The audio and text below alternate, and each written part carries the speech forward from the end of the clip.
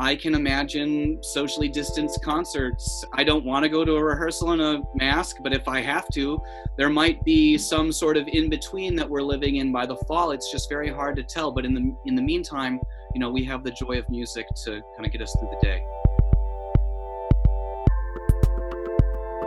Joining me now to talk a little bit about the Dearborn Symphony Orchestra is Steven Jarvi. He is the music director in the 58th season of the Dearborn Orchestra, correct? Yep, that's correct. And also joining me is Sandy Butler. She is the president of the Dearborn Symphony Orchestra. Sandy, it's good to see you. Likewise. It's strange. It's strange that we don't have the music with us right now, that it's a little bit on hold. Sandy, talk to us a little bit about the joy that we do find from music at these times, even if we're just playing it back in our home. My problem is that I try to do work and I have YouTube on and I'm listening to music, and then all I have to do is sit there and then be so absorbed by the music that I can't get anything done. So it is very important. And look at Andrea Bocelli the other night, his performance, in Milan, wasn't that fabulous? How could anyone not find joy in that? It was beautiful, and I think that we're all searching for something to give us a little moment of levity or give us a little moment of beauty in a time that is so uncertain, Steve. Yeah, I really have enjoyed watching all of the musicians of both the Dearborn Symphony and my friends all around the country. The musical community is a small one, the artistic community, when you start working at the level that the Dearborn Symphony is, and our colleagues throughout the Southeast Michigan and throughout the United States and the world. I've been seeing so many great performances on YouTube and Facebook and all the fun things. And now apparently I should have bought Zoom stock a month or so ago because we just do these Zoom calls, but it's kind of fun. We were joking before about kind of fidgeting with our background because I was setting up in a new spot today. I would usually do this in sunlight instead of a cavern, but I see your family in the background and things like that. I think it's actually been a joyous time for people to come together and be like, we're kind of all in this together. And I see my musician friends setting up in their living room and playing a Bach cello suite. And I don't think I've watched this much live music as a spectator in years. And that's amazing to think of it that way, because Sandy, when we do emerge from this, and we all will emerge from this, it's important that we have these, musical groups, that we have these symphonies to be able to turn back to. What have you started to think about in terms of programming for the fall and for the future, and making sure that we can consume all together that live musical experience? Well, I think before this all happened, of course, Steve was working on programming for next season. There's, of course, had to be we had to postpone some things, maybe cancel some things. And so he's going to make adjustments, and he can talk more about that when you ask him. From our standpoint, we've been working on budget. We've been working on communicating with our patrons, with our advertisers, all these people, we still have to maintain contact. We need to maintain contact with them because we're so grateful for their past and ongoing support. Yeah, and for the musicians, I feel like, this is a great time for people to understand what gig economy really does mean. The musicians that I work with are part of a gig economy that's been living around 540 years, because established musicians actually have a path to make this money. And I think some people think like, oh, well, I bet they're just shutting down and saving every penny and every button and every corner. And that's true in some regards, but also we have to pay administrators and people to do the groundwork that keeps the symphony, working. And then, those musicians are teaching a lot of lessons online or something, but like, there was a pre-existing structure for the gig economy for musicians. And I think now that there are more people driving a little extra Uber for some cash and maybe drive around that Lyft for a little extra cash, or they got that waitress job for a little extra money for the savings account. Like, that's what music making is. We live from concert to concert. And also we're hungry for it. We're so hungry to perform. We're performance animals. We want to put something out there, both for us, kind of almost therapeutically. If you're used to making music every day, it's very hard to just stop. No, it is. And I find it fascinating to follow a musician's path or get to understand how they even got started in this. And so, Steve, you grew up in Grand Haven and Mhm. then you got your undergrad from the University of Michigan. I have kids. They've all gone through music programs. I've got a bass clarinetist. I've got a clarinetist. I've got a trumpeter up there somewhere. What was the first instrument that you played and where did the love start? I started as a pianist, as many children do. I think now that I have young children, I have children 6 and 4.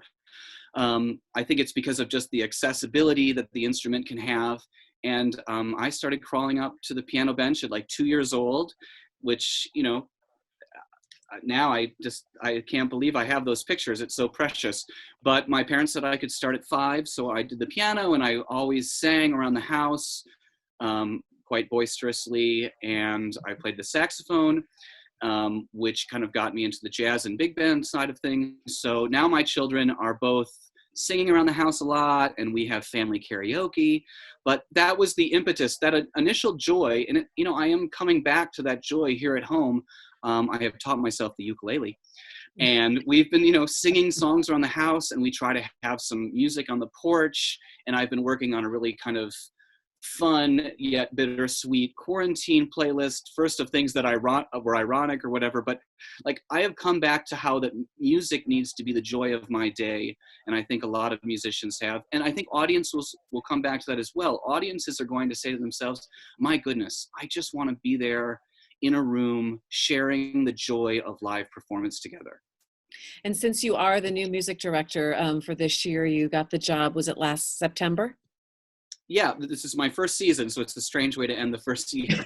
I can't even imagine, but give people the sense of when you are in front, when you are the maestro and you are conducting this group of people at the Dearborn Symphony. What is that like? And describe it for us. It's crazy because there's so much energy coming at you. It's very much a roller coaster, and music, one of the things that's so special is that it happens live in real time. This is it. This is what you're experiencing. It will never happen in that moment again, and maybe on recording. And so I kind of feel like a live producer. I'm kind of turning the dials, but those dials, instead of turning up the treble or the bass or whatever, is interacting with human beings and saying, yes, come with me, a little stronger trombones. Yes, strings, make this smoother. So it's this real kind of surfing experience in the performance aspect, but then of course preparing. My father's was a sports writer, a retired sports writer for the Muskegon Chronicle, so across the state. And it's so much like professional sports. These people are all elite at what they do. They want to be respected for all the hard work they've put in and dedication they've put in. And when you're up there, you're really a coach, but then during the show, you're kind of a quarterback, So I'm giving them both the preparation work and then like, okay, I'm going to throw you this pass. So here we go. It's being writer and director at the same time in a lot of ways. So it's exciting. But to talk about that idea of interacting and supporting, the symphony has been super kind in supporting our musicians, not only just with kind regards and a very fun Facebook chain of support, but we are coming up with a plan of how to pay some of our musicians. We've already paid our musicians for an educational gig that was one of my favorite things to do, go into schools, and actually we're going to bus in, I don't know, Sandy, how many hundred of 2,000 Dearborn Public School students attend a children's concert for free every season. And the schools, we have the participation of both the schools and the city of Dearborn, so that the students are bused to the Ford Community Performing Arts Center where we perform. Yes. So for many of them, it's their first experience with live music, and certainly in any kind of a beautiful performance theater. So there's 2 performances, and they bus approximately 2,000 students, and it's free to the students because we get support from, I might say, like Beaumont. It was our supporting sponsor, our presenting sponsor this year, but Kiwanis Club, Exchange Club, all these organizations support it, as well as PTAs and patrons. So that way we can offer it free to the students. And it's been a big hit. And the students, the energy level, when unfortunately Steve didn't get to do that this year, because the energy level, well, oftentimes it's very sedate with our regular audience. With the kids, you can feel the energy, the seats. It's like they're like lifted off of the seats and they sit and they conduct. Yeah, and I had gone into 12 different elementary schools, 12 different classrooms in elementary schools throughout Dearborn already to kind of prep the kids, so they felt like they had gotten, a preview of the concert, and I taught them how to conduct, and we played some games. So it is unfortunate that the concert didn't happen, but I'm glad that we've laid some groundwork. And that's certainly something I'm really passionate about. And, that's the life I'm living right now. I'm professor dad here at home. My wife is still working very much full time for Jewish Family Services here in Ann Arbor. And, they're kind of on the front lines of aid and support for people. And for me, I'm teaching all day. I have less spare time than ever. I have not binged that Netflix series, But No, Steve I hear you. And I think it's what you're both talking about is the importance of a symphony to a community, and the way that you're able to outreach. And it's not just that one performance or several performances throughout the year. It's knowing that you have an organization that's been there for 58 years that brings culture and joy to a community, and that's really important, Sandy.